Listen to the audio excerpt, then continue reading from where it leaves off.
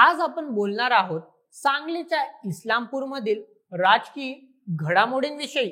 राष्ट्रवादी काँग्रेसच्या एकीकरणाची चर्चा थंडावली असताना अजित पवार गटाकडून जयंत पाटील यांना आपल्याकडे खेचण्यासाठी खेळले जाणारे राजकीय डावपेच आता चर्चेचा विषय ठरत आहेत।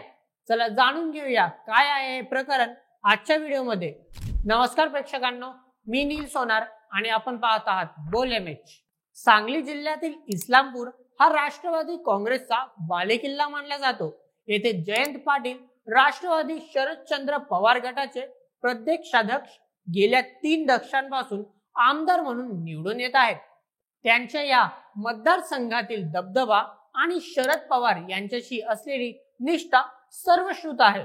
पण गेल्या काही महिन्यांपासून अजित पवार यांच्या गटाकडून जयंत पाटील यांना आपल्या गटात सामील करून घेण्यासाठी जोरदार प्रयत्न सुरू होते। महाराष्ट्रातील विधानसभा निवडणुकीनंतर राष्ट्रवादीच्या 2 गटांमध्ये एकीकरणाची चर्चा सुरू झाली होती।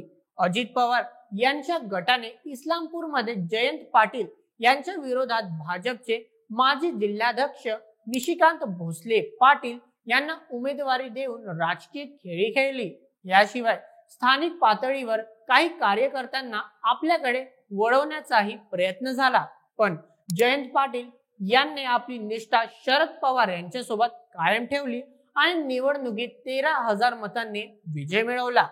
आता एकीकरणाची चर्चा मंदावली असून अजित पवार गटाचे डावपेच इस्लामपूरमध्ये फारसे यशस्वी झालेले दिसत नाहीत।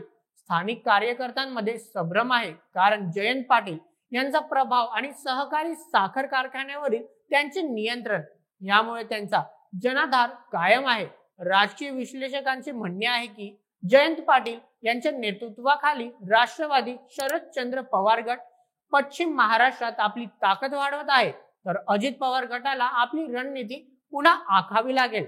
तुमचं काय मत या पूर्ण प्रकरणावर आम्हाला कमेंट मध्ये नक्की कळवा आणि अशाच व्हिडिओंकरिता सबस्क्राईब करा बोल एमएच या आपल्या YouTube चॅनलला।